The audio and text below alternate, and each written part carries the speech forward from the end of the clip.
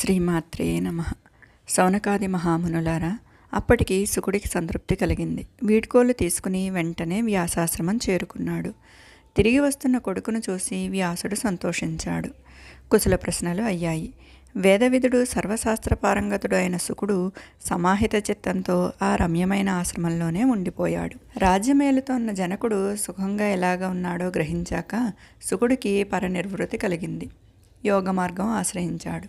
తరువాత కొంతకాలానికి పీవరి అనే సుందరిని వివాహం చేసుకున్నాడు. కృష్ణ, గౌరప్రభ, భూరి, దేవశ్రుతులు అనే 4 కొడుకులు, కీర్తి అనే ఒక కుమార్తె కలిగారు. ఈమెను విభ్రాజుడి కొడుకైన అనూహుడికి ఇచ్చి వివాహం చేశాడు. ఆ దంపతులకు బ్రహ్మదత్తుడనే పుత్రుడు జన్మించాడు.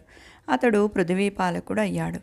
చాలా కాలం రాజ్యం చేసి నారదోపదేశంతో బ్రహ్మజ్ఞానిగా మారి కొడుకుకి రాజ్యం అప్పగించి బ్రహ్మదత్తుడు బద్రికాశ్రమం చేరుకున్నాడు. యోగ మార్గం అవలంబించాడు. సుఖమహర్షి కూడా నారదుడి అనుగ్రహం వల్ల సద్యోముక్తి మార్గాన్ని గ్రహించి పితృబంధం తెగదంపులు చేసుకుని కైలాస శిఖరానికి వెళ్ళిపోయాడు. సర్వసంగ పరాన్ముఖుడే ధ్యానంలో మునిగిపోయాడు.